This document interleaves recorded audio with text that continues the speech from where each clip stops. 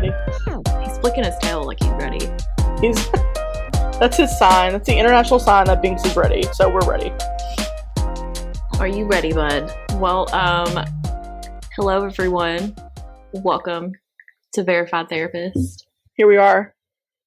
We have returned. 2 weeks in a row. We're getting back to it. Isn't that great? If only I could get my life together with the social media posting again. It's going to fall into place. It also falls on me too, because I have to help you make social media posts, and I have not. I've made like one in the past. Listen, past little just bear with us. We got a new follower today, so shout out to that person who followed us when there's nothing happening. So yeah, I appreciate that. That's awesome. We always welcome new followers and new listeners. Mm-hmm. This week is going to be a lot of pop culture, and we're getting back into our Taylor series this week. So we are ready. I have a feeling of what the roulette's going to land on, but I'm going to let it land first and see if I'm right or not. I have a feeling too. But watch our feelings be different. We're going to see who wins. Do you want to say it? What if we think it's going to be? Let's go. I'm nervous to say it. 1, 2, 3. 1989. Yeah. If it doesn't land on 1989, our intuitions need some work. But I feel it. I feel it because it's gonna take a lot for it to land on debut, because I know Spotify also picks up on what you listen to, so that's why I think we've hit the other ones first, and this is gonna be it's just gotta go in order. The next one in line is 1989, so yeah, we'll see. I'm excited, but it also could be Fearless, because I listen to The Way I Loved You all the time, especially when I get on a Summer I Turned Pretty kick, and then I start listening to it. So, man, I need to watch that show, dude. Okay, listen. I really want to get into it, but I know I'm gonna need emotional energy to invest in it also. So, I really need to. This is what I told Jamie to do, and she's done it. So Jamie read book 1, and watched season 1. And now she's reading book 2, and then she's going to watch season 2. That's a good idea. I forget that they're books. Yeah. So, there's season 1 has, differences, obviously, but, Jenny Han is an executive producer and, writer on the show. So she, fills in the gaps. She talks about, filling in the gaps of, what she couldn't put in the book. So she puts it in the show. And, there's some things in books that don't really transfer to TV shows. Right. She also adjusts to the times too. So the books were written 10, 11 years ago or so. So now she makes Jeremiah's character bisexual, and she has a lot more queer references in the books and racial diversity in the books than she did before. Yeah. So, some subtle changes. I always love Jenny Han's books, because she always has a strong Asian female lead. Which we love. Yes. Because I mean, she's talked about this, when she was growing up, she never saw that. She never saw herself represented. So she does that now. Representation is important. We love to see it. I'm in the books, book 1 and 2, Team Jeremiah. Yeah. The show, Team Conrad. Yeah. Hands down, all the way around, all day, every day. Yeah. Because I think, the thing that they do, and I'll stop talking about this, but I absolutely just love how they do this in the show, is so the first book is from Belly's perspective, which is, the main character. Yeah. It's only in her perspective. Book 2 is Belly and Jeremiah. Book 3 is Belly, Jeremiah, and Conrad. So, but you take Conrad's feelings from book 3, and, you also see that portrayed in season 1. So, how he's feeling and how he talks about it in book 3, you're seeing it in season 1 play out. Yeah. You're able to, read it on his face, whereas in the Like, because you weren't getting his perspective, you were only getting Belly's perspective in the book, so you Right. couldn't see that. But like, it's so cool to see it play out and see like the emotions on his face and see like, oh, wow, this is how you were really feeling in this moment. Yeah, that's pretty cool. That's why this is one series of books and books turned into a TV show that I can really get behind, because you get to see that play out. Yeah. And it's awesome. Well, it's probably because the author is so involved, you know? Yeah, because, I mean, and Jamie's listening to them on audio, and she says that Lola Tongue, which is the girl that plays Belly, narrates her parts in the books. And then you got Gavin coming in and narrating Jeremiah's, and then the last one is like all three of them. So Chris Bryant is also doing that. So that's cool. Yeah, I think it's so cool. I've seen, you know, people do like edits on TikToks and everything. So they've done like edits with Conrad and his voiceovers from the third book. Already got me tore up from the floor up. So I think like book 3, I like stopped through like the majority of it just because it was so heartbreaking and emotional. Good job, Jenny Han. Just making us, just like wrecking us. I'll have to read them. So there's bigger changes in season 2 than there were in the in season 1 in the book and all that stuff, but like it makes sense for the show. They don't leave any of like the big parts out, but like how they did it for the show, like it makes a lot more sense than how it is in the books. Yeah, so I like it. Anyways, I'll stop talking about that because I could go on and on and on about that show and how attractive like every single person is on that show. Because like I know like actors are supposed to be, you know, beautiful and all of this stuff, but like where did they get these people? Like where did they find all of these beautiful people to come together and have a career? Like all of these beautiful people. That's exactly how I feel about the cast of the Vampire Diaries too. I'm just like, where did they find all of these beautiful people? Yeah, they like fit the Vampire Diaries like fits very like well, I think.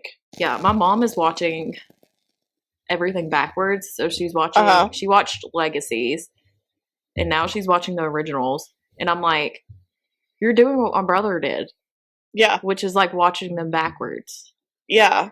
I can't. Yeah. I'm like, no. I'm like, you didn't even see, like, it starts with Klaus and Haley in New Orleans. Like, you don't even see what led them to, like, hook up. To being all that. Yeah. I'm just like, huh? Why are you doing it like that? I mean, yes, it goes into more of, like, the original storyline and everything, but, like, you get the whole, like, you don't see how, no spoilers for anyone, how Cole and Finn originally die in the Vampire Diaries, and how Michael dies, and Esther, and what Esther's trying to do. I'm just like, my mom's like, she's like, can you fill in the gaps for me, like watching this? And I'm like, go watch the Vampire Diaries. Yeah, go watch that first. That's the first thing that you should start with, and then everything else fills in the gaps. I'm like, oh my god. She's like, well, does Cole ever come back? Because when he's in that other person's body and stuff, and, you know, all that. I'm like, well, you'll get to it in this show. So, like, and she's like, well, I know Elijah and Klaus die because that's in the Legacies. And I'm like, yeah. Because it's ruining everything for you. It's ruining everything. Oh my gosh. But anyways, that's what happens when you work your way backwards in TV shows. Because she like doesn't even know the storyline behind like Lizzie and Joe in Legacies. I'm just like, that was one of the biggest storylines in the Vampire Diaries. We need a Vampire Diaries like episode. We do. I'm wearing my Mystic Falls shirt today. Oh, are you? Yeah, you are. I have a Mystic Falls mug. I've also been to Mystic Falls in Georgia. Yeah. And they just had some kind of like event this past weekend. They had like the Lockwood Ball this weekend. So, and like pretty much all of the cast was there. I saw that. That's insane. I saw these girls on TikTok and they were just like chilling outside the Lockwood Mansion and like Ian Somerhalder just like pulled up and started like talking to him. I would pass out. I wouldn't be able to I would die. Yeah. I love him. Like, as like a person, it seems like that he's more like relatable than most of, like, I shouldn't say most of them, they all seem nice, but like he seems the most relatable, I think. Mm-hmm. And like, my brother, not the one that I've talked about, but my other brother, Ben, he met Ian Somerhalder. He like sent me a picture, just casually, was just like at some event and was just like, hey, who's this? It's Ian Somerhalder. I was like, that is Damon Salvatore. You're kidding me. He was like, he was cool. Okay. Now, I really struggled with Elena the whole Vampire Diaries series. Like, she got on my nerves a lot. So I was just like, I think Catherine it soured me. It. Catherine did. She did great. Nina did great with Catherine. But like, Elena, I was just like, wanted to choke sometimes, but. And I think it was really funny when Catherine would insult Elena too. Like, yeah.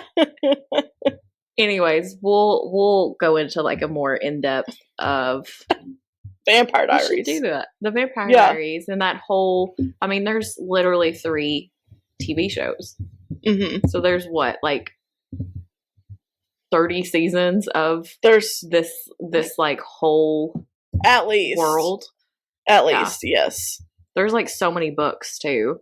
My best friend has read, I don't think all of them, but like most of them. Most of them. Because there's so many. Because they go from like also different perspectives too, and like you get to like read. It's like very in-depth. Branched out.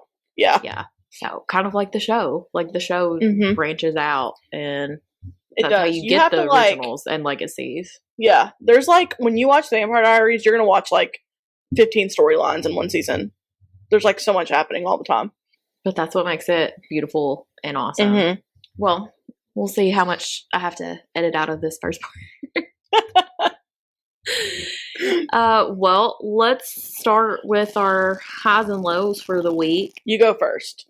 Well, I'll talk about my low first. Okay. So, my low is I just need to be wrapped in a bubble. I can't stand on my own 2 feet. And I'm tired of falling. So, and the older you get, the worse falling is. Yeah. So this, I mean, it connects with my high. But this weekend, it was Friday after my high event. That sounds like a weed event. It was not a weed event. Okay. We'll talk about that in a second. Yeah. But after that event, me and my friend decided to walk downtown Nashville, which, for those of you who don't celebrate, it was CMA Fest this weekend in Nashville. Yeah. If you've never been to CMA Fest, it's hot, it's muggy, there's thousands and thousands of people in downtown Nashville, which is already crowded on Broadway on a Friday afternoon anyways. So we decided to do that, which is so much fun because I haven't been to CMA Fest probably since like 2011, 2012, something like that. So went there, had us a great time walking downtown and going and like listening to some music. Then we get to the riverfront, which is which you have to have tickets to get to the Ascend and Nissan. Those are the only 2 places in CMA Fest that you have to have tickets for. Everywhere else is free. Lots of concerts for free. So you can see a lot of the people that you listen to, if they're not that big of an artist, for free. Yeah. So we were going to the riverfront, and there's these little, it's like a hill and then like flat and then a hill and then flat and then a hill and then flat. And it's honestly not that steep of hills to walk down.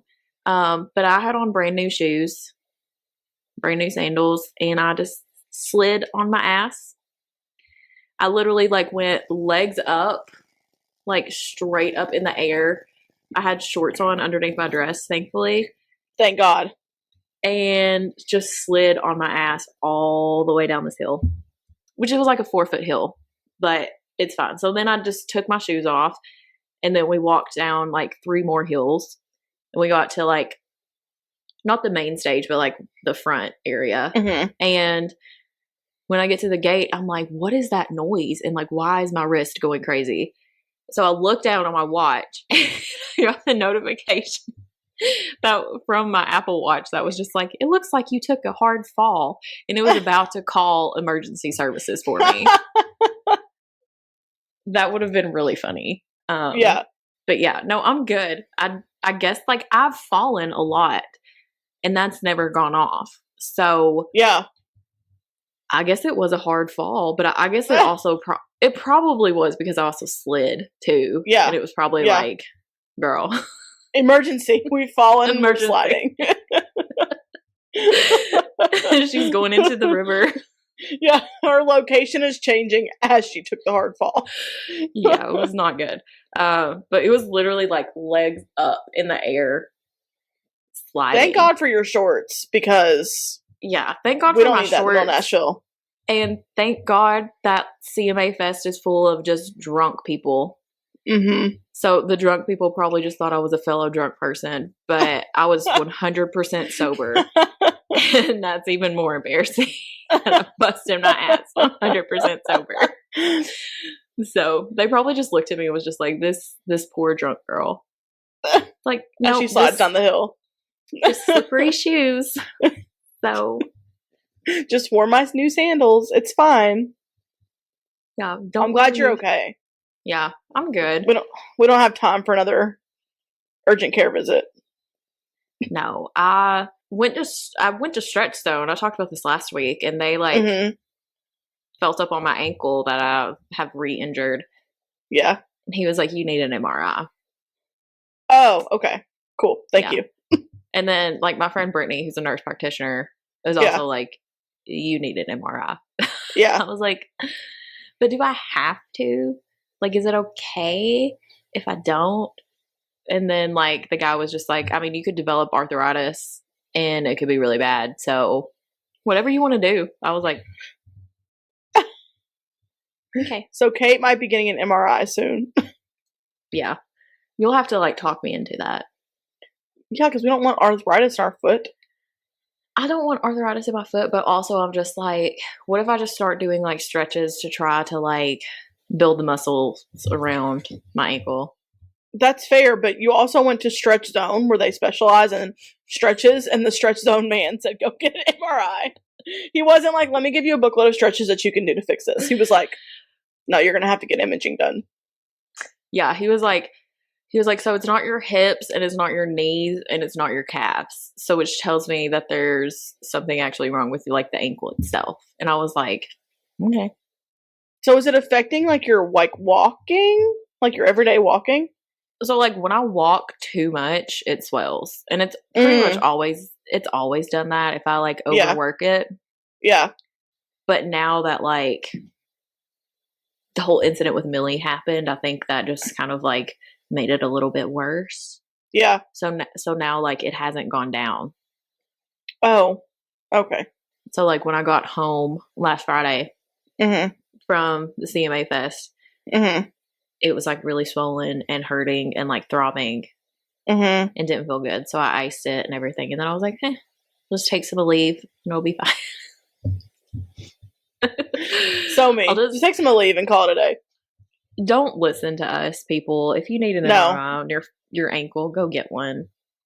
Don't listen to us. I know that this is called Verified Therapist, and we're supposed to, like, be, like, pots of, like, wisdom. This is not do as we say. Talking wisdom. Yeah, do as we say, but, like, never as we do. Like, ever. Because, like, honestly, I'm just being a little chicken about it, because I also, this is my own personal trauma, and we're going to talk about mental health, but, like, I've been told from multiple doctors in my life that my pain isn't real, and that I'm essentially just being dramatic about it. Yeah. So I think I have a fear of going there and then them saying, well, nothing's wrong, so why is your ankle hurting? That sucks. That's hard. So that's my own personal trauma that I'm probably going to have to work on. Listen, I get it. I was just talking to my mom about that. Not that specifically the other day, but like about how when I go to the doctor, everybody assumes it's my weight. So like they're just like, well, you just need to like exercise and eat better and lose weight and you won't have any problems. And I'm like, but there really could be something wrong in my body. Because like I'm gonna have to go get my thyroid checked. And like I'm like putting it off because every time, like, even though I've had blood tests, like years ago I had blood tests on my thyroid that was, and they were like, yeah, it's significantly slower than what it should be, but not like slow enough for medicine. So like she's probably doing nothing in there right now, but I had some stuff go on this week that I was like, I have to go get my thyroid checked because I'm like meeting every single symptom of it, but I'm just like, I don't want to go because they're always like, it's your weight, and I'm like, it's so dismissive. And my thing is too, this is a whole other freaking topic, but like my insurance covers nothing for me to like help with like my weight. And like I don't like sit and just like eat pizzas all day long and do nothing. Like I do things and I don't eat junk constantly. But like I had talked to my doctor about like surgery and she approved it. Insurance said no. Any of like the weight loss medications, they say no. Any of like the shots, they say no because they say it's all cosmetic because I'm not diabetic and I don't have high blood pressure. So I'm like, okay, well, you guys won't treat me because of my weight, but then you won't help me with anything with my weight. So it's crazy. Healthcare is insane. Healthcare is so stupid too. Yeah. So they're just like, they were just like, well, maybe if you just eat better. And I'm like, oh, I never thought about that. Thank you. Never done that before. Yeah. Oh my gosh. Yeah, let's go on the like Kelly diet from The Office of just drinking like maple syrup, cayenne pepper, and that like mixture. That melts it away. Yeah. She's over there like about to die and like pass out, and she's like, yeah. You know, that's another like good mental health topic though, because how our healthcare system affects mental health a lot as much as physical health. Our healthcare system needs to be revamped. Sure. And like also on, which leads into the like social security system as well. And how messed up that is for people who have chronic pain and chronic health issues. And they have to go in front of a judge, and a judge looks at papers that they know nothing about and do not understand what is on this paper, medically speaking. And they have to like make a call on whether you can get disability or not for your chronic pain that's causing you to not be able to work. And also on the same hand, when you're going through disability, it takes 6 months to a year, sometimes 2, and you can't work during that time. So what the fuck are you supposed to do for income? Exactly. Just listen. That's a whole pisses me off so much. Yeah. And you've worked with like low income clients as well. Like I work in community mental health, and that's like I see that so much. And and you know what? You're going to go through that 6 months to a year process. And if it's your first time, don't even count on getting approved. You're probably going to have to appeal it. They will. So this is one thing that I've heard 100% around. The first time you apply, they deny you. Yep. Right off the gate. And that part of that, especially in Kentucky, goes to a big person. Like the blame goes to a person named Eric C. Kahn, who was in Eastern Kentucky and just kept getting all these people disability, and was getting like back pay and like getting his own paycheck from that and funding his lifestyle. And so then they had to go through, and they like almost every single person that he approved for disability got their disability taken from them. And there's so many people on there. Like there's a good portion of people that did not need it, that got it. But there's also a very large portion of people that needed it and can't ever get it. Like they can appeal it. They can take it however far. They are not going to get approved because his name is attached to them. So crazy. He's run their lives, and he has run the state of Kentucky too. So with that. And I think it's really funny that his last name is Kahn. Yeah. So, Mr. Khan, if you're listening, meet us in a parking lot somewhere because we just want to talk. I think he's in prison. Oh, he probably is. I act like that he like does all this and then he's just gonna like walk free and be like, well, he dipped. He went to like, God, I can't remember where he went. He went somewhere in the Caribbean for. I'm about to say, I'm sure he went somewhere like tropical where you can't be extradited for a minute. Yeah, for a hot second, he was down there, and like his entire family was just like, he didn't do nothing, and I'm like, you've ruined us, is what you've done. So I have a lot to say about that topic. Yeah, but we'll go into that, like medical and healthcare trauma in another one.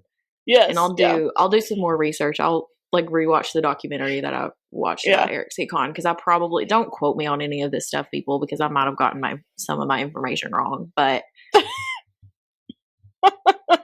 the gist of it is that's what happened. So I'm actually the most dead because we are 31 minutes in and haven't gotten to your high yet. And my high is going to take 30 minutes to talk.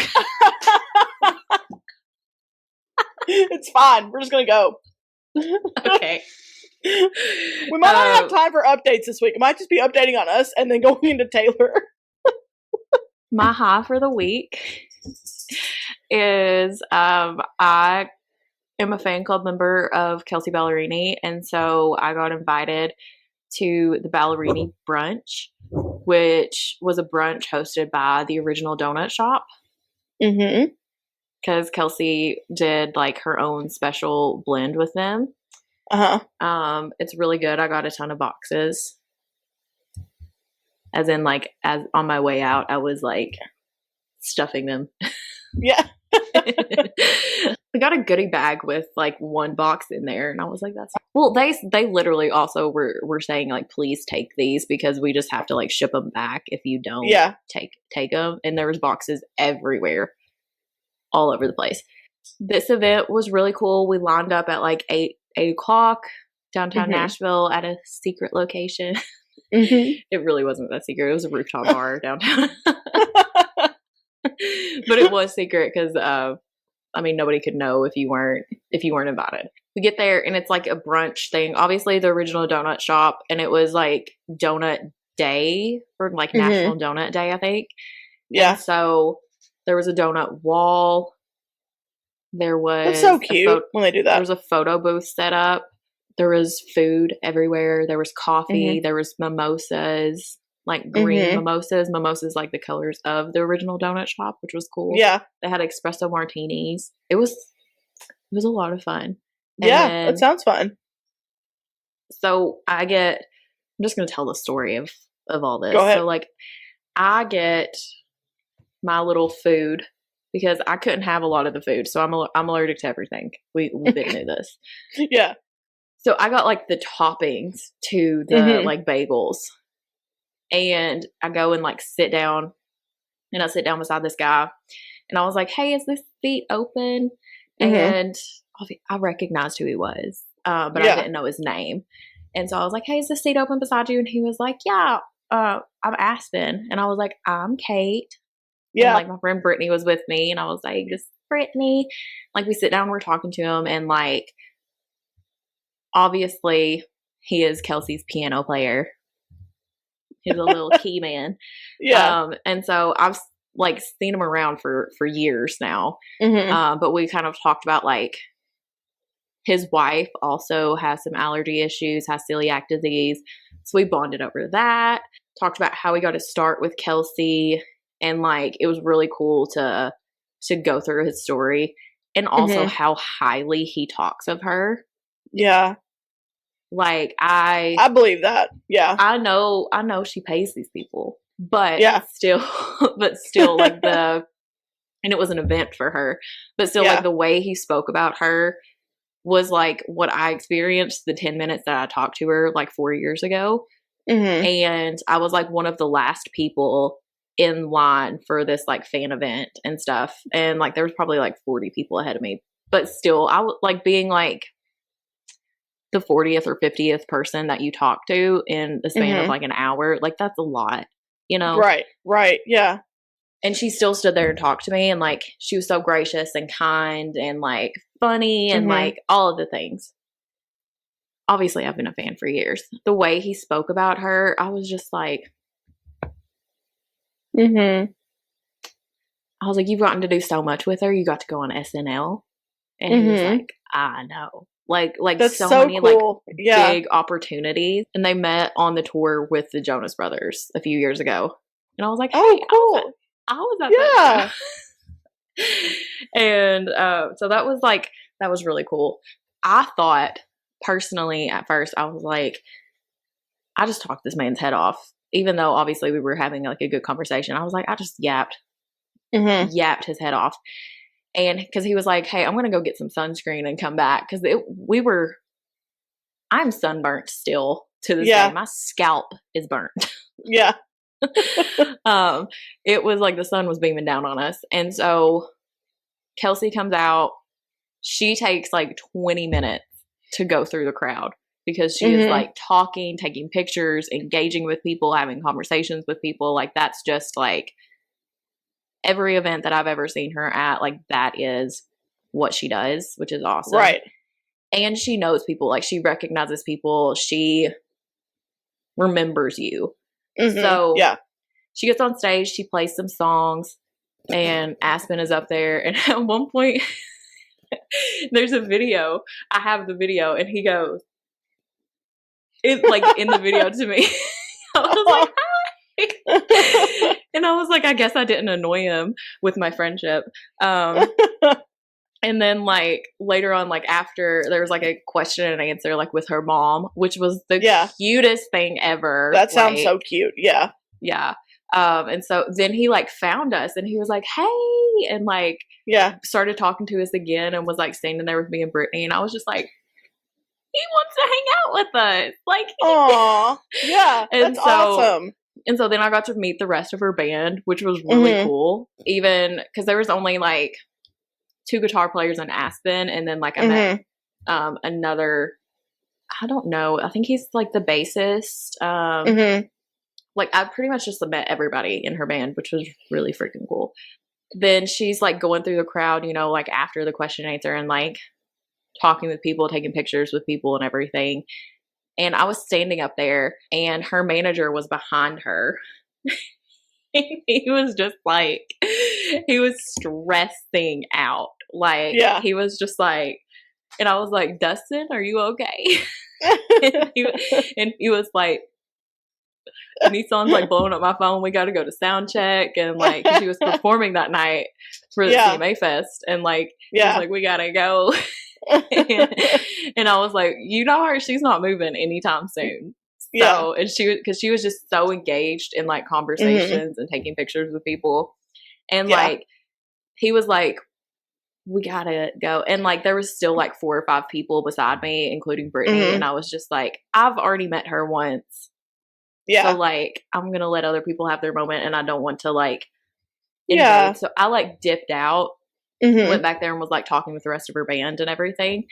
And my friend Brittany got a picture with her and talked to her for a minute. And it was like so cute. I'm glad she got that moment. But also that is part of my low is that I didn't stay there and like talk to her again. But also, I also got really nervous too, because I was like, the last time I talked to her, I talked her head off. And I ramble around celebrities. So I didn't want to do that again. And she was running out of time. And I didn't want to be like, so that's sweet though. Yeah. Kelsey, that's awesome. This. I love you. Yeah. I didn't want to annoy you with my friendship. So I did. I love that you got to go though. I think that's so cool.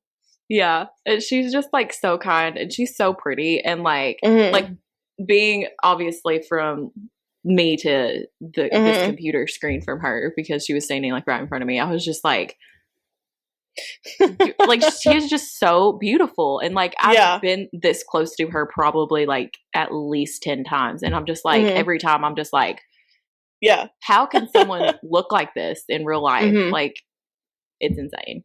Again, we're going to talk about like, how do celebrities become this beautiful? How do they? How? How are you so beautiful? Tell me how. Yeah. So, but it was so much fun. And I was also like 5 mimosas deep. And I didn't want to like embarrass myself talking to her too. So they did Also not stop. not sober. They like did not stop giving us drinks. Yeah. Anyways, are we ever going to stop yapping? No. Probably not. No. We're at 45 minutes now, so. Basically, moral of the story, the Kelsey event was so much fun. I loved every second of it. She needs to host more.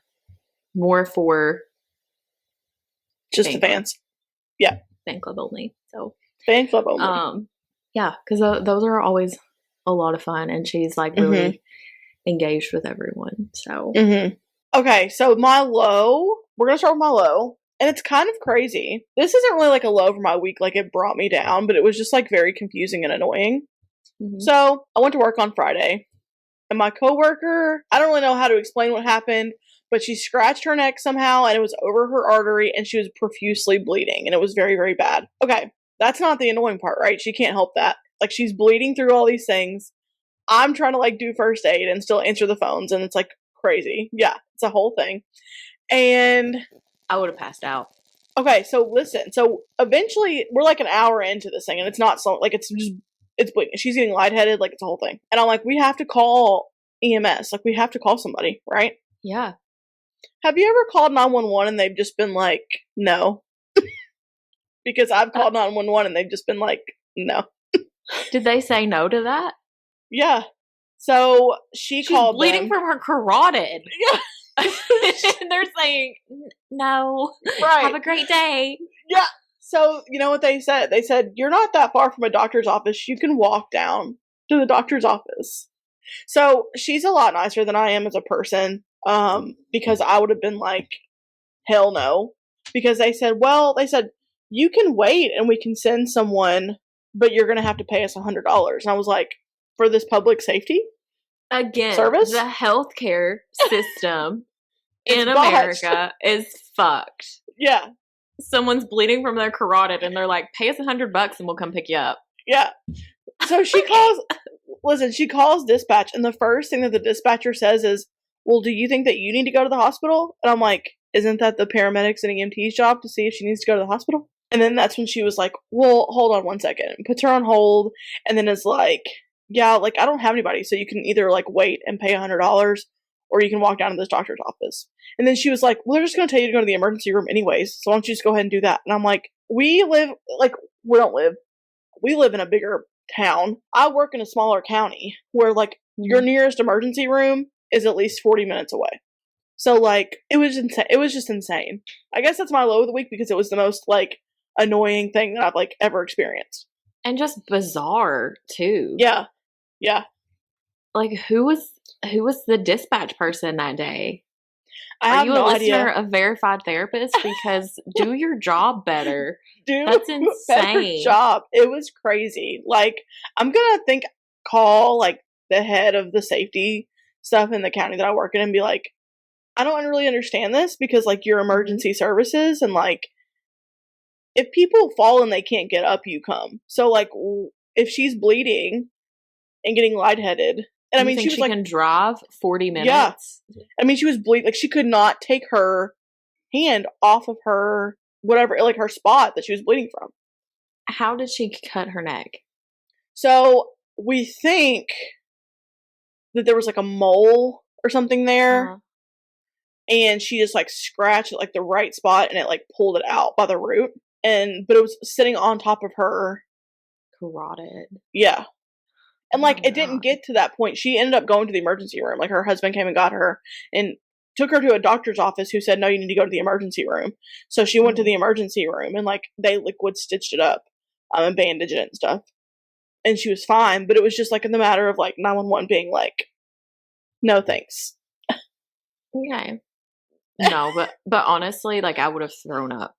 Like, I don't do blood. I was a lifeguard for 6 years, and I didn't do blood. Like, any kind of first aid thing, everybody knew that, like, that was not my cup of tea. So if anyone came up to me and that was, like, bleeding profusely or something, they went to someone else because, no, I will pass out.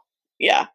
It Blood like doesn't. literally, Yeah. it gives me like a visceral reaction, like my full body, like my stomach Right. like clenches up, Yeah. and like, you know, that like nauseating feeling, like when you're about to throw up, and then your head just like starts like, woo, like that is what I get whenever I see blood, any amount of blood. So no. Yeah. I don't get that with blood. I do get that with like, I get that really bad with heights, like that nauseous, like I'm gonna pass out in about 2 seconds, and like really gross things, like the pimple popping and the cyst popping and stuff. I don't do that either. So like, probably need to put a trigger warning on this part and be like, if you don't listen, because like I also like realize now in my last, which you know about my last couple months of whatever has been going on in my life, I get like really bad intrusive thoughts of those things if I see them and I can't stop thinking about them. So then like I'm constantly nauseous about it, and like I'm constantly just like in a not great space. If people share stuff like that on my Facebook page, I will block that person because I'm like, I can't see it. And I know that has something to do with them, but I just can't, like, I can't risk it. I can't risk you showing this to me again. So no, I can't see it. But blood doesn't bother me. I went to medical assisting school and like I did phlebotomy and stuff. So like that doesn't bother me. I was just like, she's gonna die because she's bleeding out, and like we can't. Nobody will come. Which is insane. I've heard so many like insane dispatch stories of like people being like murdered and stuff, and they're like screaming at the person because they're like, please just come help me, and they like spout off their address, and they're just like, well, you're not really telling me what's going on, so I don't know if I can help you. And I'm like, they're being murdered. Just send someone there. I know you have to like put the safety of like the person helping, but like also they're telling you that they're actively dying. So like just send someone. Just send to somebody. Go check it out. Yeah. Yeah. So that was my low of just like insanity. Luckily my best friend's husband's a paramedic, and so I literally messaged him and I was like, okay, crazy question of what's going on right now. What do I need to do? And he kind of helped like me figure out what I needed to do in that moment. But it's like, I'm not an EMT or a paramedic. I'm just a therapist. So yeah, don't do that. Yeah. Ooh. So that was my low. My high is that yesterday I went and got my aura read. Ooh. Yeah. Fancy. Okay, so I did not really know what to expect, you know, because I've never been anything like that before. It kind of reminded me of like a person who doesn't know what therapy is and goes into therapy and realizes that there's actually science happening. Because like I was like, you're gonna go in, you're gonna sit. I don't know. Here's what I expected. Okay, it was nothing like I expected, but I'm like, you're gonna go in there, you're gonna talk to someone who's very spiritual, and then they're just gonna like tell you what color they see around your body. You know what I'm saying? You literally go in and put your hand on a thing that like scans your electromagnetic energy and your blood flow and like all of this stuff in your body. Yeah. It was like crazy accurate. So did they like tell you about yourself? So they went over like this 15-page report and they send it to you too. I haven't gotten it yet because they have like 2 days or whatever to send it to you. But he went over it with me. But basically, like they give you kind of like because they take a picture of you too. So like the picture that they take, it has the colors like around you, and like you get like 5 colors, and like my main color was green, which is like social and communicative. So then like your left is like the energy that flows into your field. So mine was adventurous and enthusiastic. Your right color is what others experience from your aura, and it was my sensitivity and my idealism. And then your bottom is like your root one, and mine was red, which means I'm well grounded and have a healthy survival instinct, probably because of all the trauma, but you know, whatever. And he like went through like some stuff. So like the green color like on the little form was like, this is indicative of like a healer. And he was like, so can I ask you like what you do for your job? And I was like, well, I'm a therapist. And he was like, okay, so it makes sense that you get this healing component. So it was crazy accurate, and it was so cool. And the person that I went with, she like talked about like her, like how she was like having like gut issues and things like that. because his wife was with him, the guy who, so like you had a guy that was like reading it, and then his wife was with him, and she knows a lot about it as well, but she's also a nutritionist. So she was like, well, this could be what's going on in your, like, your body and with like your energy. So like these kinds of things can help, but also like here are some foods that you can help build this part of like that energy back up. And it was just wild. Where did you go to get this done? So the people who did it live in Burkesville, and they traveled to the Mystical store here in Bowling Green. So I think they come every so often, and they have them there, and they're kind of like events or whatever. It was like $30, $35. Oh, that's not bad. No. And like they tell you like different things that you can do, like different, like, which I don't know how anybody else feels about it, whatever. I'm not like super, like I don't know a ton about it, but I think there's something to your vibe and to your energy and the earth and things like that. They talked about like the different elements and different crystals that kind of help with stuff like that, or stuff that you needed to like build up, and like just different things that you can kind of do. How well your relationship was with your emotions. They could kind of tell that. So yeah. That's really cool. Yeah. I like that. They do like mobile parties. So they were like, if you can get like so many people together, like we'll come to your house and like read for people. And I was like, I bet I can get you some people that can want their aura read. Yeah. That would be awesome. Come to my house. So I will gladly throw a party for that. Yeah, I thought it was so cool. Can they also read Millie's aura? Yes. We asked about that. They can do pets. Yes. Swear to you. They put their little paw on this little paw pad. Yes. Swear. I'll send you the name of the people. Yeah, I don't know. Would Millie let them? Millie probably wouldn't let them in our house, but if we went somewhere else, she would probably be down.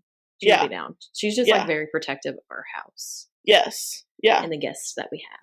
They like read like a lot of pets stuff. Oh my god. I wonder what Jiggy's is. I know. Jiggy's is just like, he has nothing going on upstairs. We're gonna have to like have a party and like bring them and have them like read people's auras and pets' auras and stuff. Oh, that would be so much fun. Yeah. Sure. So it was cool, and like they talked about like, it was funny because they talk about like your masculine energy versus like your feminine energy, and like in theory you want them kind of like balanced to your color or whatever, and my masculine energy was higher, and I was like, I don't really like understand that. And I got in the car, and the girl that I was with like got a text from a guy, and she was like, well, this is what he said. And I was like, tell him that he just needs to F off and cut him off. We're done. And she was like, that's probably what that means. You're a little aggressive. And I was like, okay, that's fair. That's fair. So like, I need to work on that, bringing that down a little bit. So, but also, was this guy being a dick, and was it warranted? I don't really know. I'm not a good one to ask right now because a lot of stuff that I'm working through. So I'm like, men era. Yeah. So he probably did not deserve it, and I was just like, tell him to meet me out back because I'm about to fist fight him. But yeah, it was so cool. I'll have to show you like my chart and stuff when it comes. I definitely want to know. I feel like my feminine side really would be coming out right now. It probably is super, super highly emotional, and I've got a bow in my hair, and like, and I've got a bow in my hair. No, that's funny. But yeah, like the mood for this summer is female rage. Kelsey Ballerini said that. So I've got plenty of it to go around. So if anybody needs any of it, and you need some, just tell me and I'll bottle it to you and send it to you for like $20. So when you open it, it's just me screaming. So we are back on our Taylor Swift journey here.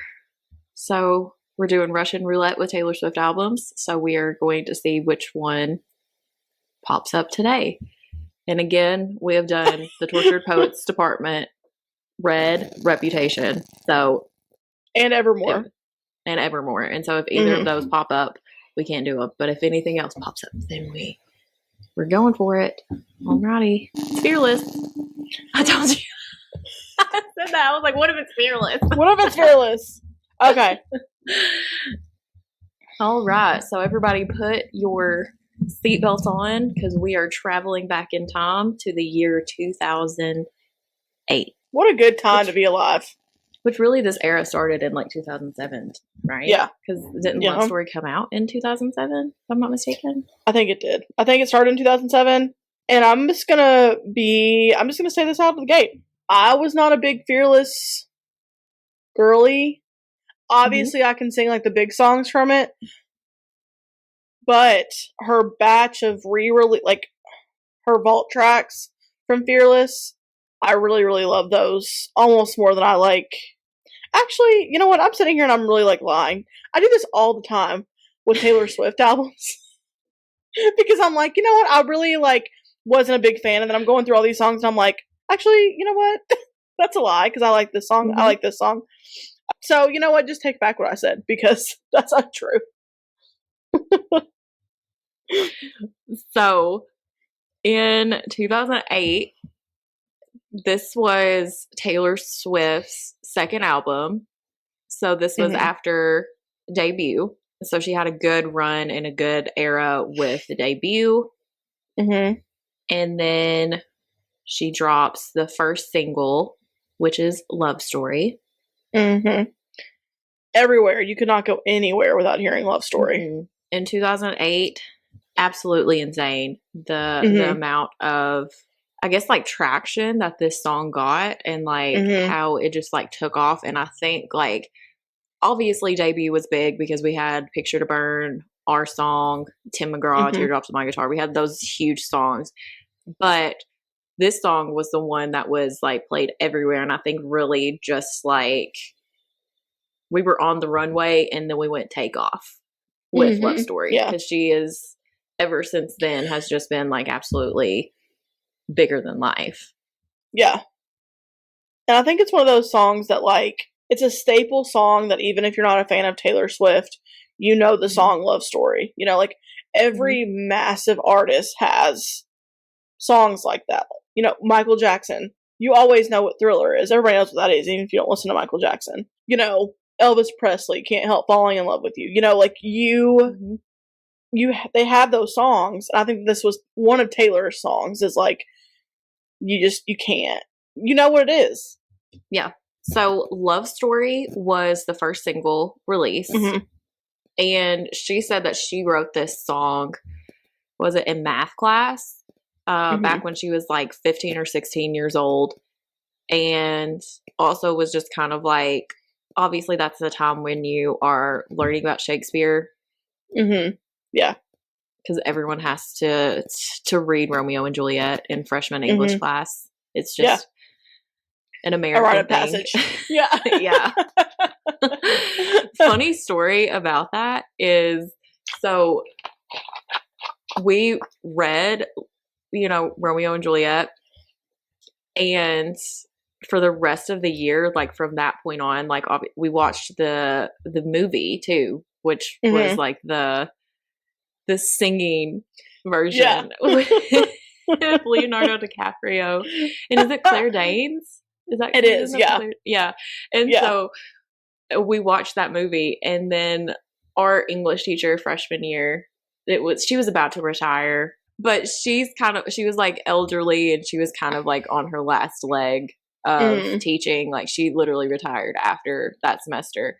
So I don't know if she like was just going along with this or we were really like duping her, but she would be like, have you guys finished the movie? And we would be like, no. And we would just like restart the movie. And so from then on, like we literally watched Romeo and Juliet for like 3 months straight. Oh my God. Her class. Oh my God. Yeah. I think at some point she had to catch on, but she was just like, I'm about to retire. I don't give a shit. So we just kept watching Romeo. Let's just watch it over and over again. Like the way that I know that movie in and out because of that. And also that was in like Leonardo DiCaprio's finest boy era. Oh my gosh. Oh, Him in that movie and Titanic. Yeah. Can't tell me Beautiful. nothing about it. Yeah. No. But yeah, so like obviously Taylor Swift was experiencing the same thing as every other American teenager. And she also said that in an interview that has resurfaced recently, she's talked about like when she wrote it, it was like the one time she had like a teenage temper tantrum and was like, but daddy, I love him. Yeah. Yeah. So adorable. And fun fact also that I'm looking this up, Love Story was released September 15th, 2008, which was my 12th birthday. Aw, that's cute. That's amazing. I don't know why I've never noticed that. I also feel like some of her, like, I say this with every album, but like, she has such sad songs too on this album, like White Horse. I think Breathe with Colby Callier is one of her saddest songs. Yes. I have cried many a times in my recent adult life with that song. Because she's also talked about it too, and she talks about it more of like that song being about a friendship breakup. Yeah. Than like a romantic relationship. So also Colby Callier, this is the one thing that I love about Taylor too, is like when someone is a big artist, she like goes and writes with them. And she like captures them in the moment of them being big. Right. And they just kind of like combine their forces together and create like beautiful magic. So she wrote the song with Colby Callier. So just for you to know that Taylor Swift was also not even 20. She was like 18 when she wrote this album 2007, 2008. She was like 18, almost 19 years old. So this song is basically about like a friendship or a relationship just like ending and like watching you literally drive away and knowing that like I'm probably never going to talk to you again, even though you've been such a huge part of my life and I feel like I can't breathe without you in my life. The way that their voices go together. Because what songs did Colby Callier have out? Bubbly was her biggest one. Oh my god, that was such a cute song. Like, she has so many like cute songs, and her voice is so low and so like breathy too. Which Taylor's is too in a completely different way. But like their voices combined were so good together. I loved Colby Callier back in the day. She kind of went away, but I loved her. Let's bring her back. Yeah. Where are you at? Have a comeback moment, girl. Taylor wrote the song with Colby Callier and produced it with Nathan Chapman, who is the main producer on Fearless. See, the lyrics are about a heartbreak of losing a close friend. Obviously, all of us out there have experienced losing a close friend. Sometimes it's like harder than a romantic heartbreak is like losing a close friend. Like that's just, sometimes I feel like that. I mean, and you and I have talked about this, like, my friends are almost more intimate emotionally than, like, any other kind of relationship in your life sometimes. And also, like, especially, like, losing, you know, a friend that you've had for years. I mean, even someone that you've just been friends with for, like, a short period of time, too. Like, you build a strong connection with someone and you, like, share parts of yourself with this person. And then for that to just kind of be over is kind of like, wow. Okay.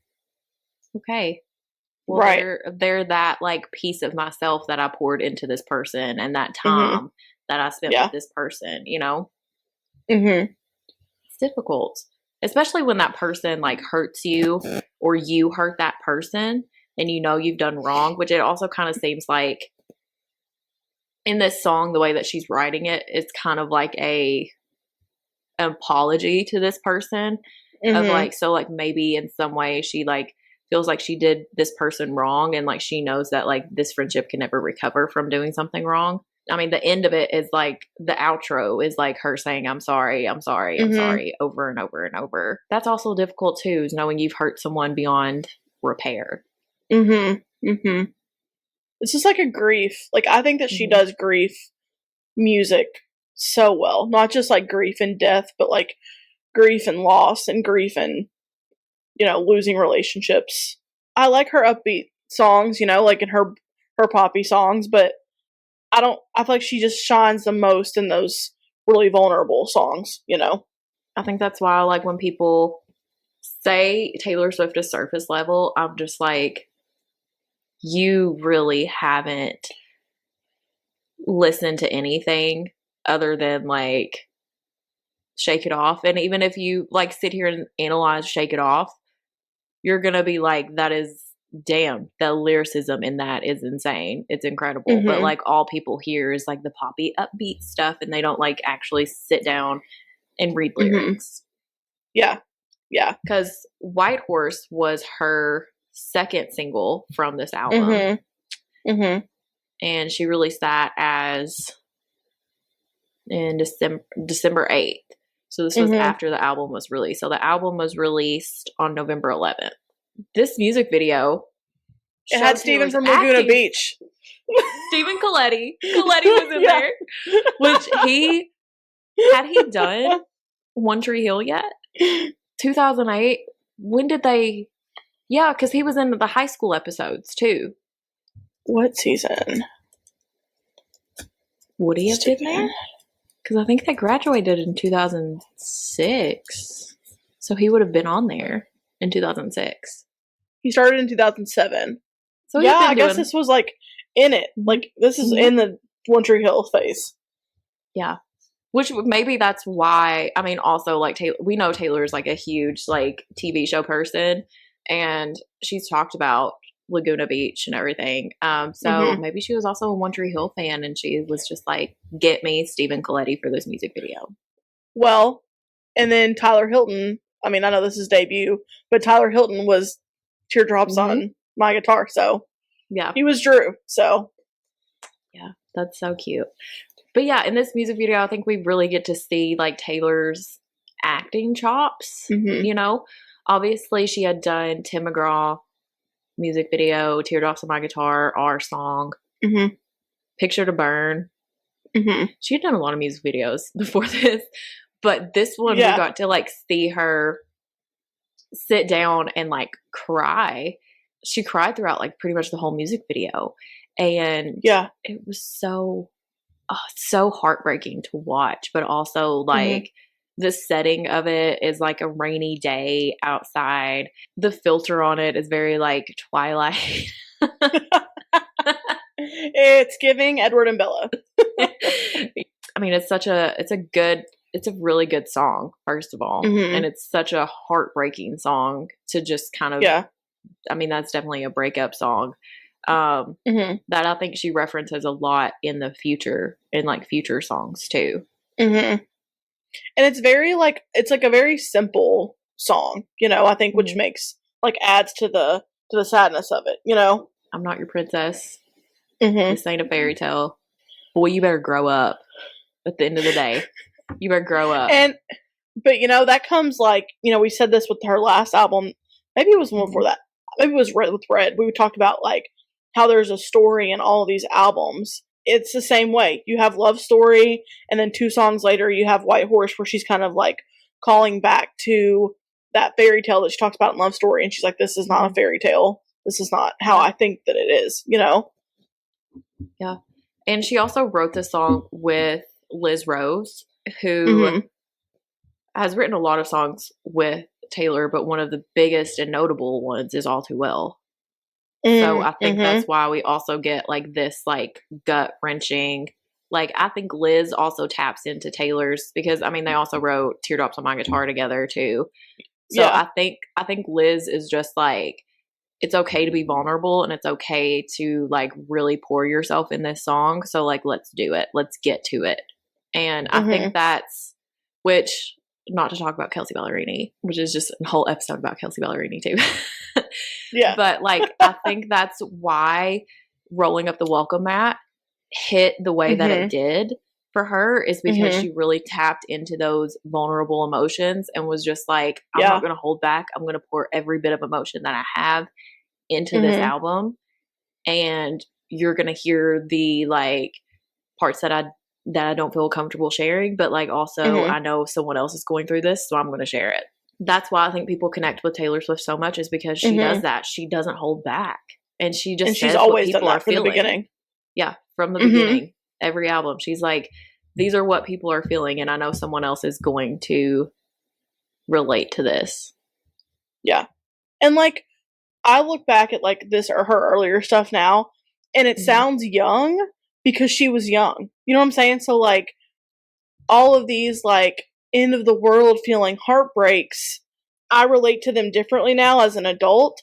But it's like everybody can remember being 15, 16, 17, 18 and feeling like my boyfriend has broken up with me and this is the end of the world and it's so horrible and it's so bad. This friendship is ending. I'm never going to find another friend ever again. Yes. Yeah. And like everybody can relate to that. Everybody's been through that because at those ages your emotions are so heightened. And I feel like now she's writing about the same stuff, but it sounds different because she's different and because we're all different. Does that make sense? And like, I think that's like what one thing, like I said, like I was 12 years old when Love Story came out. Anyways, but just like looking back at that, like how I was at 12, also being young and feeling young emotions, and then like growing with her. So like by the time like Speak Now came around, I had already been in a relationship, and by the time Red came around, I'd been in a couple of relationships, and then you know like it's just growing with her. I think that's why we also connect with her so much, is because I mean we've all grown up together. Right. And when she leaves the music industry, it's going to be so sad.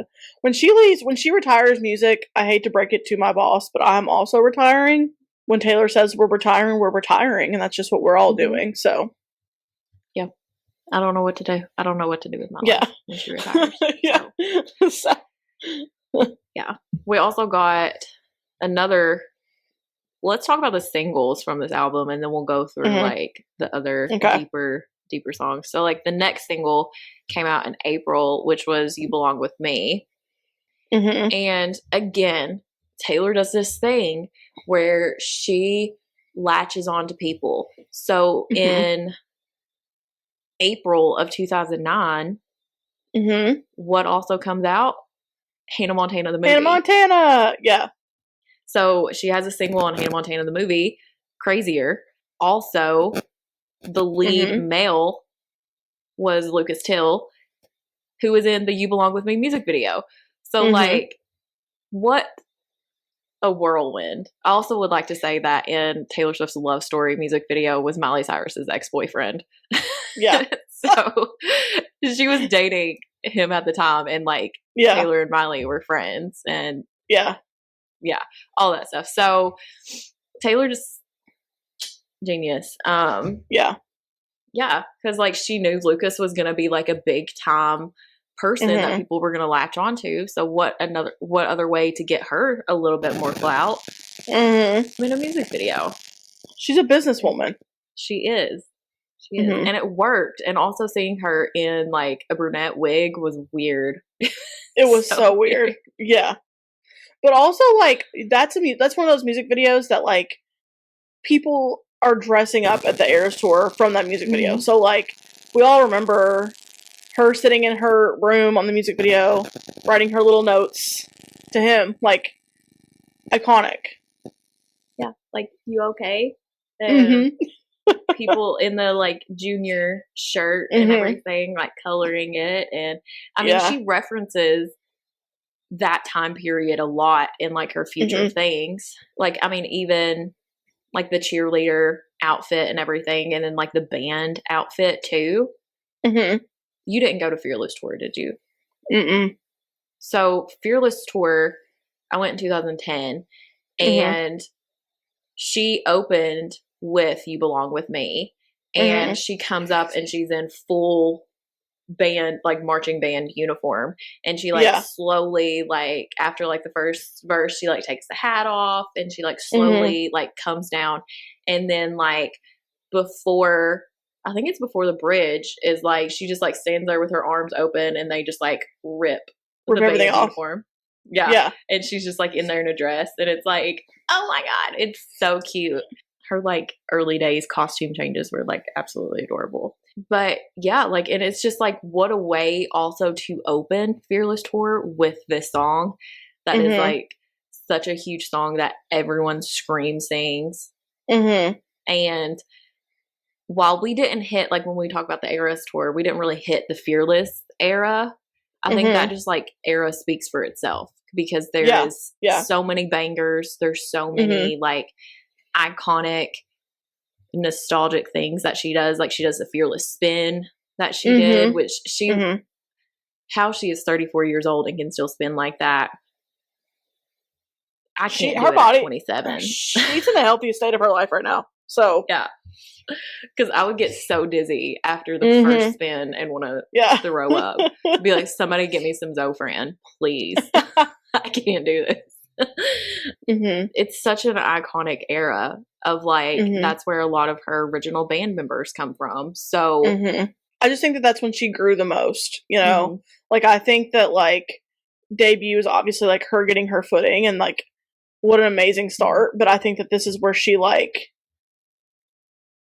debut was like, hey, I'm here. And Fearless was like, I'm here. And this is I'm about here to to stay. Yes. Yeah. Like, you're going to remember my name. Because Fearless was her first headlining tour, too. Yeah. Which we'll get into this, too. The iconic, like, couch throwing, too. Yeah. Was honest.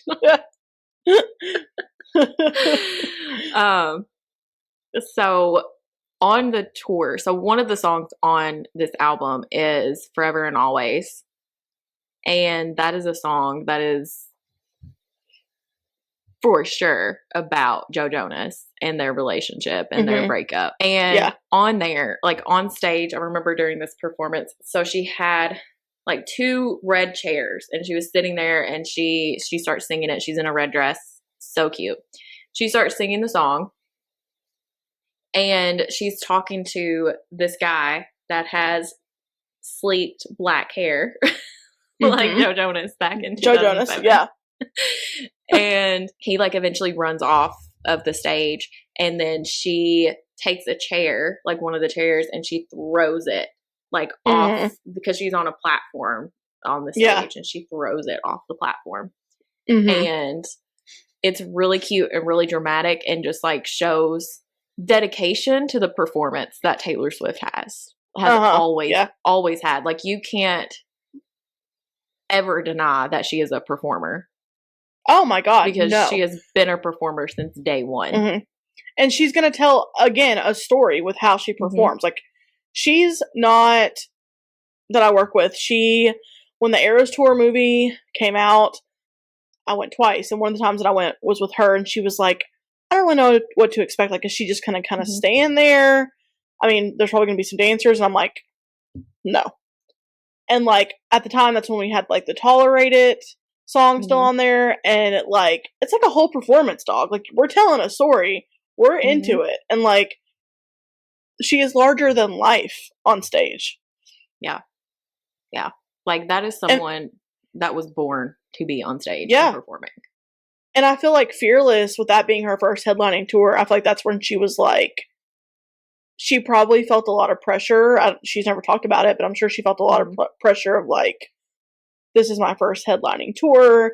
This is like, I've really got to perform the shit out of this and like make my mark in this music industry if I'm going to stay. There's a big costume change on the Fearless tour with Love Story too. And she comes out in this like super gorgeous like white dress. Stunning dress. Absolutely loved it. I was like, I want this dress for prom. Yeah. Back in the day. And I did not get it. I did not get it for prom. So, it's fine. But also on this, we get the song 15, which she mentions her wonderful friend Abigail, who they're still friends to this day. It's literally a song about when you're looking back on like your high school days and kind of just being like reflecting on that time and being like, this is what I learned, So you also like take this advice from me. And she performed it at the show that I was at, the Eras tour. That was one of her surprise songs because Abigail was there. Just kind of like life lessons for a 15-year-old. And I remember like listening to that song when I was 15 myself and just kind of being like, okay, wow, this is amazing. Yeah. Like, it's an amazing song in general, and I'm never going to deny that this is an amazing song, but I didn't fully grasp it until I was older and like reflecting back and being like, oh shit, now I really understand what she meant by this. Right. And like, I think it's so cute. She performed it the other day and she's like, in your life, you'll do things greater than dating the boy on the football team. And she was like smiling and like laughing and everything. And I also would like to say that I never took her advice because I only dated football players. Sorry, Tay Tay. But like, now she understands. So yeah. She also had The Best Day on Fearless. And I feel like that The Best Day is like the cutest song ever. Yeah, it's a song that she wrote for her mom, and she cannot perform that song without crying like a baby. She usually, like, surprise song wise, she like performs it for like Mother's Day and everything. She performed at Mother's Day Reputation. That was so cute to see her like visibly like sobbing on stage, crying and singing to her mom. And again, like another, I mean, we'll talk about Lover at some point, but she wrote Soon You'll Get Better also for her mom. Yeah. The song she writes for her mom is just like, but Taylor's a Cancer moon, and Cancer moons have such a strong relationship with their mother. And it's like a super grounding relationship and like a super like, I don't want to say like reliant relationship, but like Cancer moons rely on their mom for a lot of emotional support, and they're usually very close with their moms. So I think that's like really beautiful to see. Let's see, what else do we get? I mean, we got like the title track, which is Fearless, which was my favorite song for years because it's such a fun like dancing song. Like, I mean, it's literally like dancing in the rain in my best dress, Fearless. Like, so good. Come on. It's such a like, I don't want to say like a first love, but like it kind of feels like a first date, like a fun first date that you have with someone. Yeah. And you're just like having so much fun. You don't want the night to end. And like, I will do anything with this person because we're having the best time. So cute.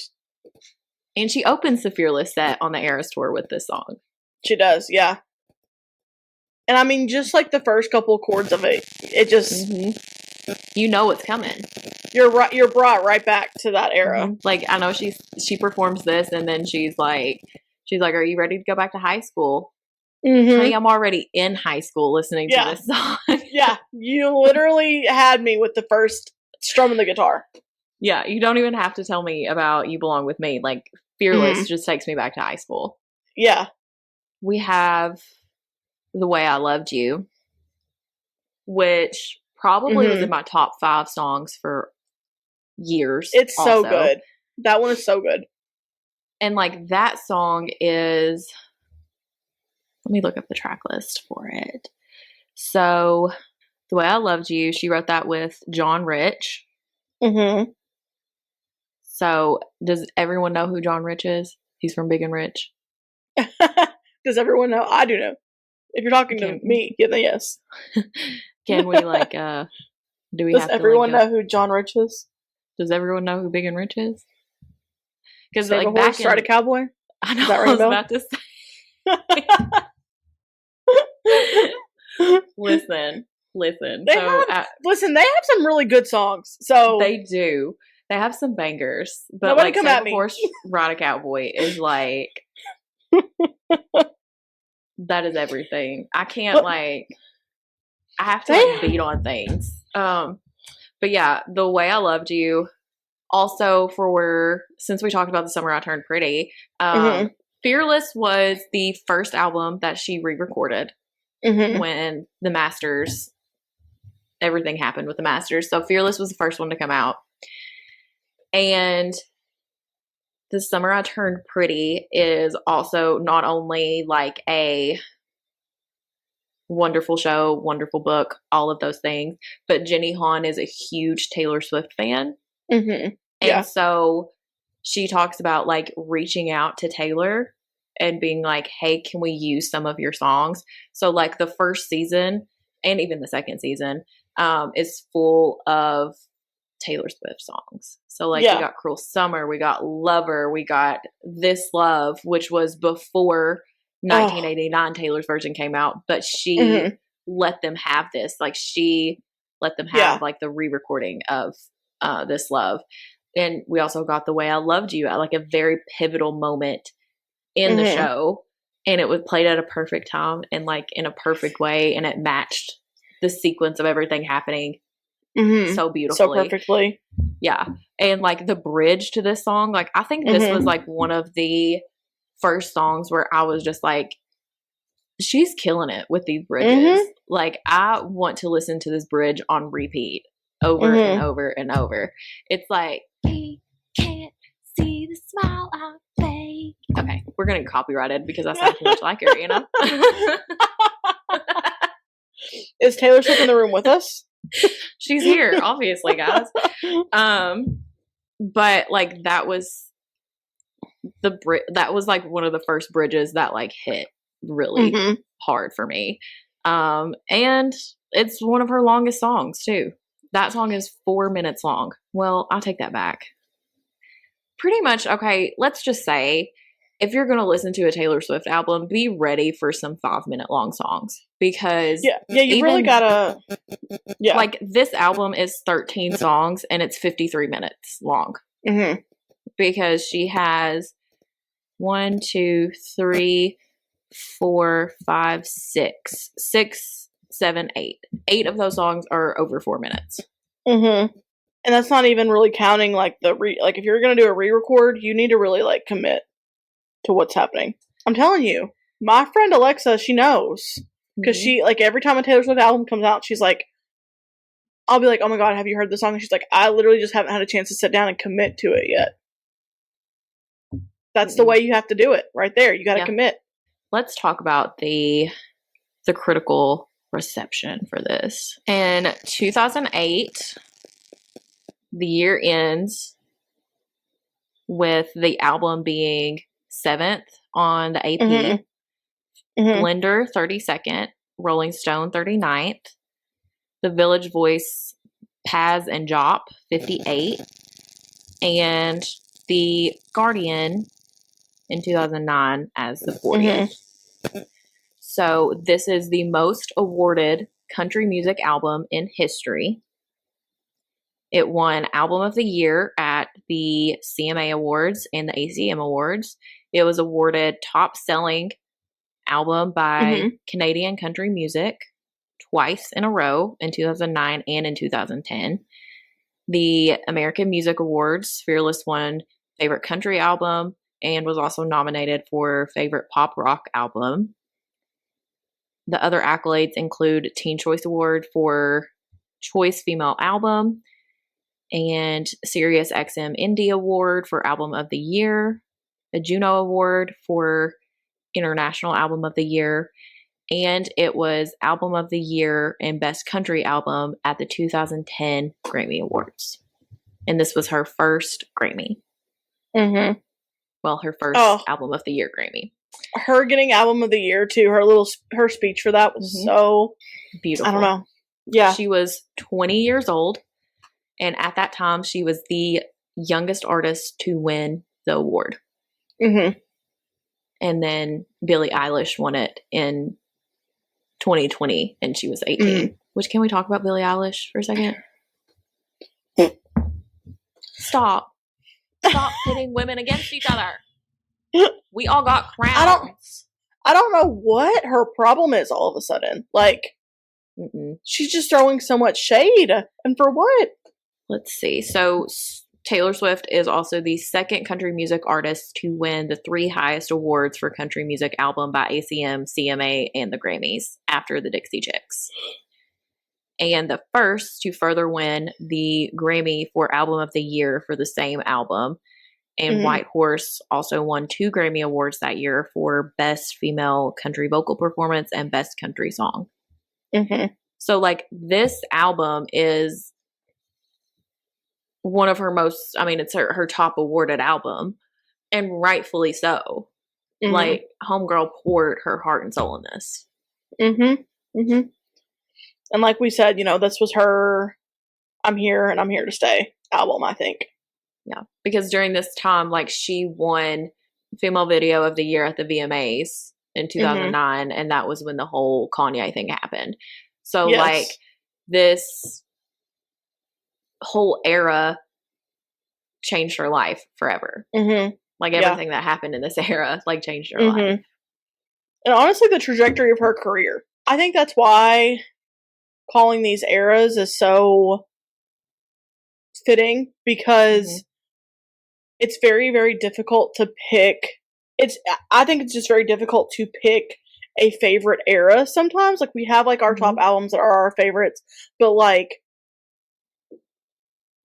I don't know. It's been, like, phases of life, and they're all so different from each other that it's almost like comparing apples and oranges sometimes, you know? Yeah.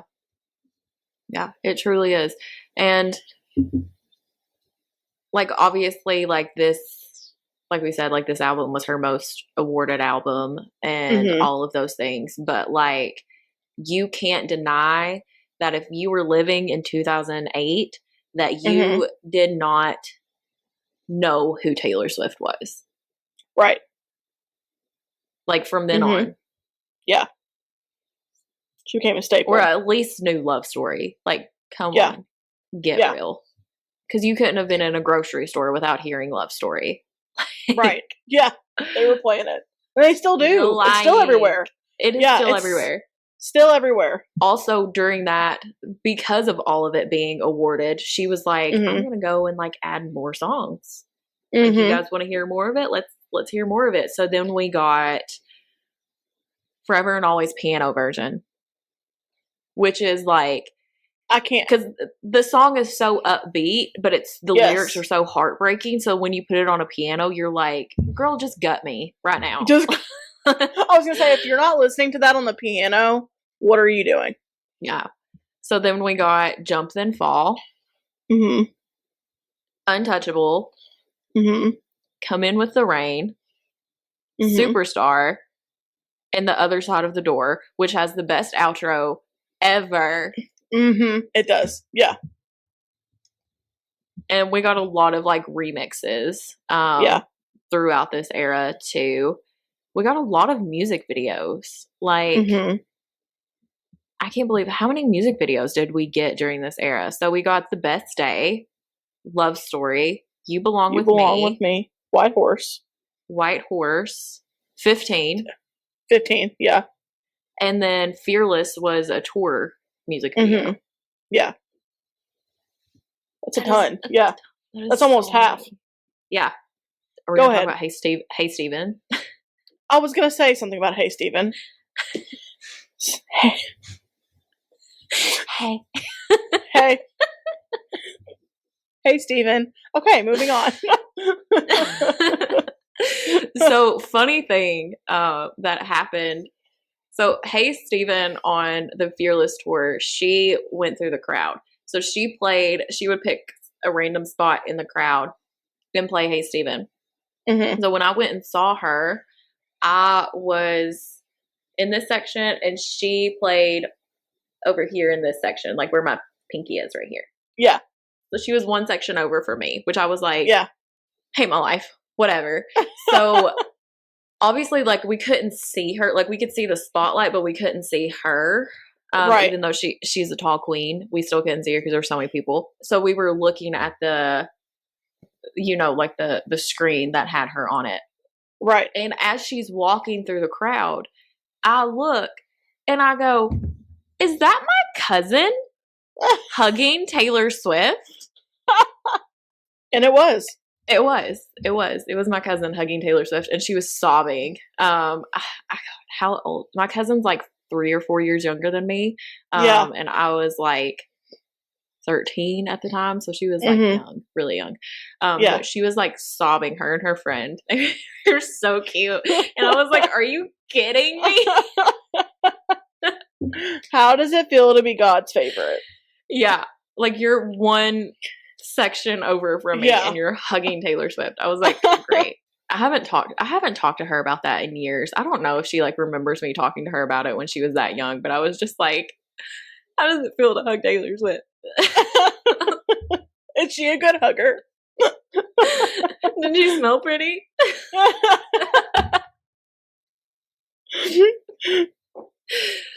That's like my number one thing. Like, when like people meet celebrities, I'm like, what kind of perfume were they wearing? Did they smell good? Did they smell rich? Well, you know that she has to smell good, because if she smelled bad, people wouldn't know. People, we would know. Yeah. You know what I'm saying? True. So she smells good. Yeah. She probably smells like nothing. Like, she probably has no smell. Someone, what was it? Dave Letterman said that she smelled like expensive wood. Oh. She like sat down on an interview and he was just like, what kind of perfume are you wearing? You smell like expensive wood. Oh, okay. Expensive wood. I don't know what that smell is. I don't know what that means. I don't know what that means either. What's expensive wood? Can someone out there tell me, like a carpenter? Yeah. Come on here and tell me what's expensive wood. Tell us a candle that we can get called expensive wood so we know what's happening. Yeah, but let's see. What other... Oh, we also got Change. Change was also a music video too, because it was for the Olympics, the 2008 Olympics. I forgot about that. Yeah. I'm going through her track list. 7 music videos in this era. Mm-hmm. So exactly half. Yeah. She was in front of a camera the whole time. she was busy. Era. Yeah. That's also when music videos were like huge. Like, music videos now, they're not as big, I don't think, as they used to be, because we had like people watching CMT and MTV, and now we just don't have that anymore. We also had this wonderful thing for the kids out there called Yahoo Music, where you could go and just watch a ton of music videos all the time. Yeah. And this is when YouTube was like, I don't know when YouTube like officially came out, but like YouTube was big at this point. So like, we're circulating music videos on YouTube, you know? I don't know what the heck the kids watch now on freaking YouTube. They watch freaking wild stuff, Miss Rachel and kids opening up gifts, but we were watching Taylor Swift music videos. And there was a lot of like behind the scenes stuff going on too. Like, there is a whole like documentary during this era. 2009 was when she did Thug Story with T-Pain. Yeah. 2008, 2009, something like that. So we also got, that's a music video too. That's a music video. Because that's how we opened up the CMT Awards back in like 2008, 2009 era. We got so many like awesome things during this time. We were seeing Taylor a lot, but I think that's also why she went into hiding a little bit, because she like really threw it all out there with Fearless, and then got bit, and then she was like, she like pulled back a little bit. Yeah. So during this time, she also filmed Valentine's Day, because Valentine's Day came out in 2010. So she also was dating, she filmed that summer 2009. Girl was busy. She started dating Taylor Lautner during that time, and then that's how we got back to December for Speak Now, which we'll talk about Speak Now sometime. The only ex-boyfriend that she's had that we're all like, you made it past the vibe check. And Tom Hiddleston. I love me some Tom Hiddleston. And Tom Hiddleston. Yeah, he's pretty innocent and all that. Really, the only thing he got was Getaway Car, and that was on her, so. Yeah. See, the ones that are like all on her, like Back to December, she's like, that's on me. That's on me. Real sorry. I'm sorry. Getaway Car, she's like, that's on me too. That's on me. But maybe you should have put it together. I don't know, but it's still on me. So this is what I'm going to tell you, though, that Maddie Healy, we're coming back to Torture Poets, Maddie Healy came out and said that he thinks that it's hilarious, quote unquote, how, like, he thinks that this album is hilarious because we were never that serious. I think I'm just gonna say this. Yeah. It's really a man that like will do things like take your ring off your finger and put it on the one people put wedding rings on. Yep. And then be like, we were never that serious. We were never that serious. That is such a man. And that was literally my first thought. I was like, of course that's what you say. This makes so much sense. I'm not shocked by this at all. Because like how I know as women, majority of us have been in like some kind of situationship, and the guy's been telling us, talking about future things and like saying they want babies and saying they want to get married and saying all of this stuff, and then like when it's over, they're like, "Why are you so hurt? It was never that serious." And we're all just sitting here like, but we have text messages where you were talking about our future together. It's like, but we weren't official. We were never exclusive. Like, what are you talking about? It's like the gaslighting. It's what it is. Yep. It's insane. It's insane. Maddie, this is why you will never live down the Ratty Maddie allegations, bro. Like, Ratty Maddie. I don't care. I've seen rumors, like engagement rumors, that like the person that he is with now, like they might be engaged or might be getting married or whatever. I'm just like, sorry, bro.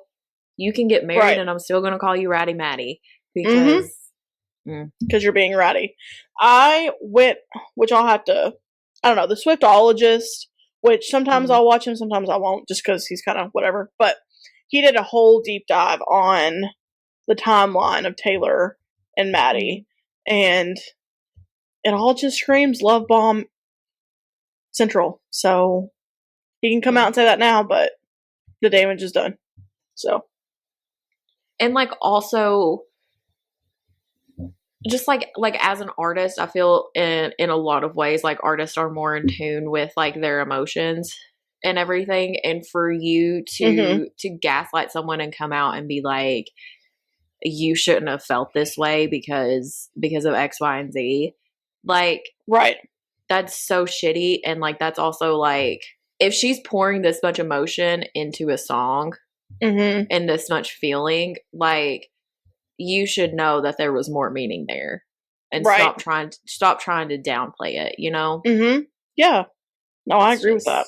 I don't know. And it's like, well, by you saying that, like, you're continuing, and I'm sure she's over it. Like, she's got Travis and all that stuff. Yeah, but I'm sure that's still like stings a little bit for like, for someone to come out and say that. Like, I mean, at the end of the day, I think she's like, F you, but like, still, like, that's gotta be like, I mean, just kind of like trying to like reopen the wound and pour a little bit more salt in it. And like, it's like, Maddie, quit gaslighting yourself. Yeah. Quit gaslighting her in front of the whole world. Yeah. Like, that's so messed up. Yeah. Anyways, my bottom line, men are stupid. Men are stupid. My last thing that I'm going to say about Fearless is this. Her last song on the re-recorded album is Bye Bye Baby, and I've heard people be like, that song is not that good. Okay, everybody's wrong, because it is like my favorite vault track, and I get down to that song. So you all in the world need to go listen to it. Yeah. And know that it is so good. We didn't even talk about Taylor version songs. Like, we got Mr. Perfectly Fine. Oh, so You good. All Over Me with Maren Morris. So good. I'm telling you. Don't You? There's some like gut-wrenching songs on there. Everybody needs to go listen to Fearless now. For those of you who don't know, Mr. Perfectly Fine is about Joe Jonas. So go and listen to that song and think about Joe Jonas. And know that it's about Joe Jonas. Yep. And when him and Sophie were still together, she like put it on her story, and she's like, it's not a bop. Yeah. And I would also like to say too, Sophie Turner has come out and said that in light of her divorce from Joe Jonas, Taylor Swift opened her doors to Sophie and her kids and was so supportive and so sweet, and like listened to Sophie talk about things, and like was just like one of the most supportive people ever. So I just wanted to throw that out there because we love Sophie Turner. Yeah. We love Joe Jonas too. I'm a huge Jonas Brothers fan, but like I also know at the end of the day, men are trash. So yeah, we're usually gonna pick a woman's side. Usually. Oh, we're recording. Oh God, I forgot that I hit record. I just looked down and I was like, oh. Okay. All right. Anyways, we're gonna close her out with some intentions for the week. And let's see, my intention for the week is to get back in the groove of work and getting up at a reasonable time every day this week. Sounds like a plan. So I'm not like rushing out the door or rushing to get on my computer. Yeah.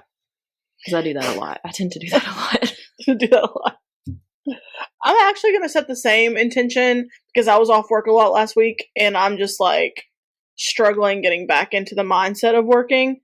So yeah, just getting back into the groove of work and like working a full week. We can do it. It's going to be great. It's going to be fun, right? It's going to be what it is, and we're going to survive it. Okay. We can do this. Yeah, we can. So, I'll have season 3 of the Real Housewives of Salt Lake City to help me through this.